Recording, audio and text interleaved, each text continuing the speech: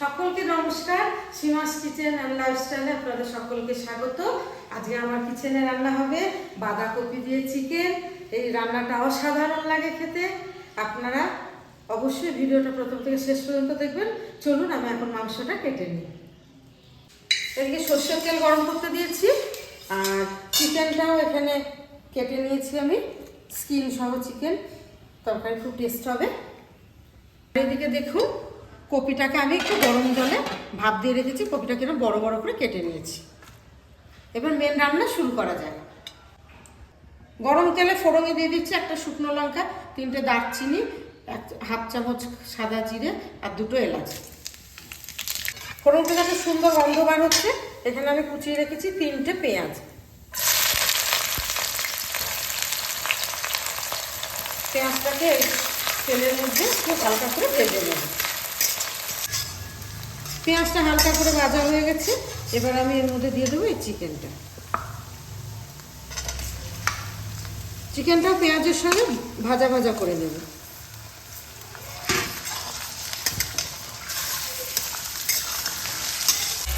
চিকেনটা ভাজা হোক, ততক্ষণ আমি একটা শুকনো মশলা পেস্ট বানিয়ে নেব।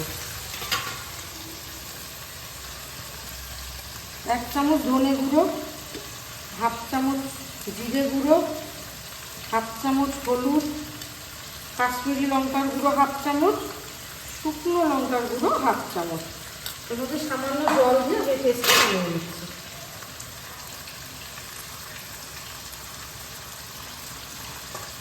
শুকনো মশলা তেলের মধ্যে দিলে পরে জ্বলে যাওয়ার ভয় থাকে, তাই আমি এই পেস্টটা আগে থেকে বানিয়ে রাখছি।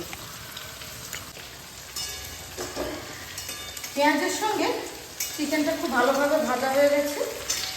দেখুন বন্ধুরা, স্কিন থেকে কতটা তেল ছেড়েছে। স্কিন সহ চিকেনটা আজকে রান্না করছি, দেখুন কতটা তেল ছেড়েছে।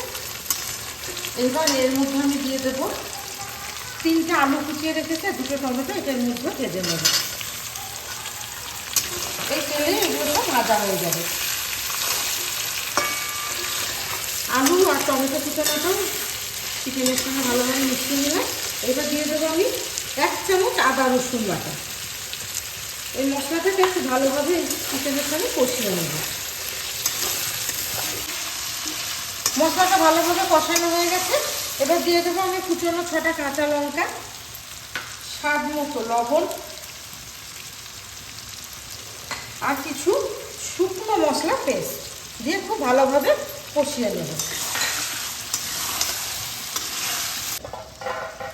দেখুন বন্ধুরা, মাংসটা আলুর সঙ্গে ভালোভাবে কষানো হয়ে গেছে, আর 80% মতো কুকও হয়ে গেছে। আলু সিদ্ধ হয়ে গেছে, মাংস সিদ্ধ হয়ে গেছে। এবার আমি এখানে ভাপিয়ে রাখা কপিটা এর মধ্যে দিয়ে দেবো। অল্প জল দিয়ে কপি, আলু আর মাংসটাকে সিদ্ধ করে নেব 5 থেকে 7 মিনিট মতো।